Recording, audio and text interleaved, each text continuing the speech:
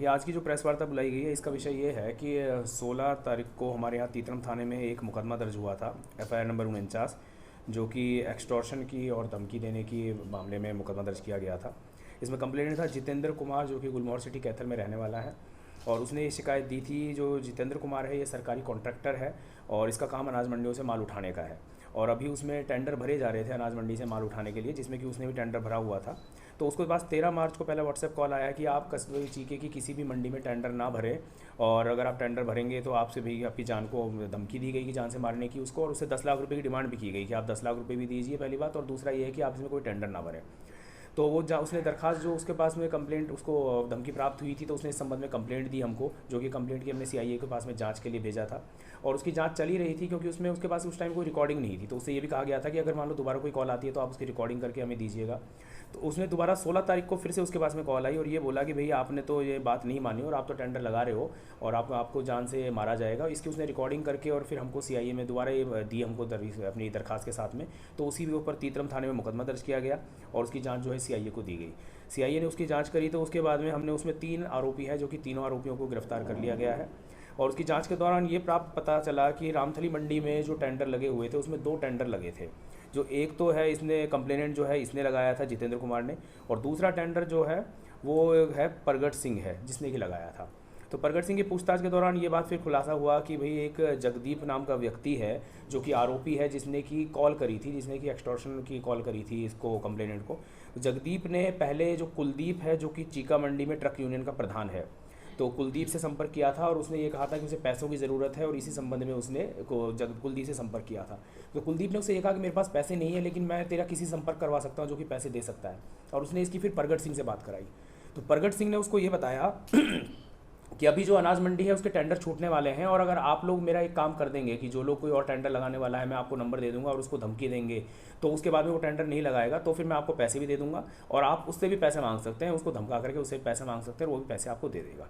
तो इसके बाद में जो जगदीप है, इसने व्हाट्सएप के जरिए एक नंबर जनरेट किया, एक नंबर वर्चुअल नंबर लिया, जो कि पुर्तगाल का नंबर था, वो उसने जनरेट किया, और पुर्तगाल के नंबर के थ्रू इसने फिर व्हाट्सएप कॉल शिकायतकर्ता को की, और उस पर यही कि 13 मार्च को पहले उसने कब कॉल करी, जिसमें कि 10 लाख रुपए की फिरौती मांगी और उसे जान से मारने की धमकी दी और कहा कि टेंडर ना भरे।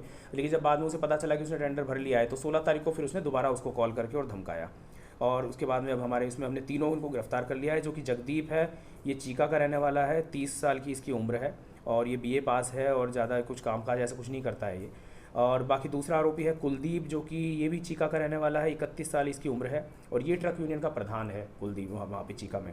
और तीसरा जो है प्रगट सिंह है, जो कि इसने जो भी मंडियों में टेंडर का काम करता है, ये भी चीका का रहने वाला है, इसकी उम्र 45 साल है, और इसी ने कि भाई इस पूरा प्लान एक तरह से बनवाया कि भाई इसने कि भाई टेंडर, जिससे और कोई टेंडर ना लगाए और टेंडर जो है इसको मिल जाए।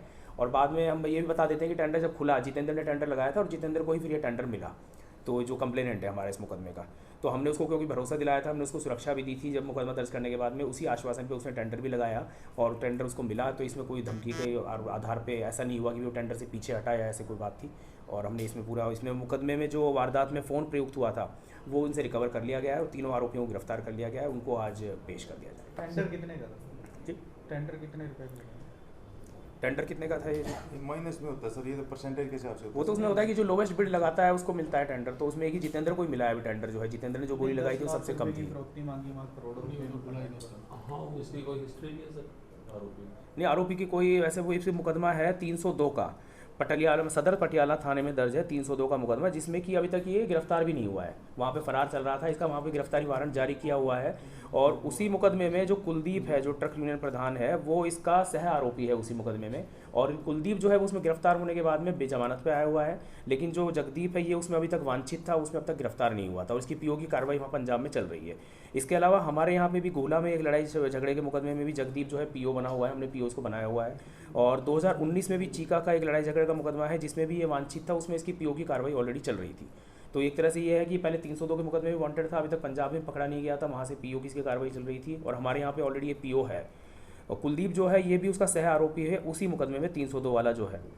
और जो इसने जो नंबर जनरेट किया था, ये इस मामले में एक चीज़ और सामने आई कि जनरली ये होता है कि आजकल वर्चुअल नंबर वैसे ऑनलाइन कोई ऐप्स भी आती है जिनके थ्रू कोई भी जनरेट कर सकता है, लेकिन इसने जो नंबर यूज़ किया था वो वर्चुअल नंबर ना होकर के एक्चुअल पुर्तगाल का नंबर था, और उसमें इसकी मदद की थी राजपाल है, जो कि हसनपुर पंजाब का रहने वाला है, जो इसी 302 के मामले में अरेस्ट हुआ था पंजाब में, सदर पटियाला में। और वो अरेस्ट होने के बाद में जमानत पे जब बाहर आया था, फिर वो यहाँ से पंजाबी पुर्तगाल जा चुका है, तो वो पुर्तगाल में ही रहता है। पुर्तगाल से उसने इसकी हेल्प करी, वहाँ पे जो भी OTP वगैरह जो भी आता है जब नया सिम एक्टिवेट करते हैं, वो उसने दिया व्हाट्सएप के लिए, और उसका वो नंबर यूज़ करके इसने व्हाट्सएप चालू किया था।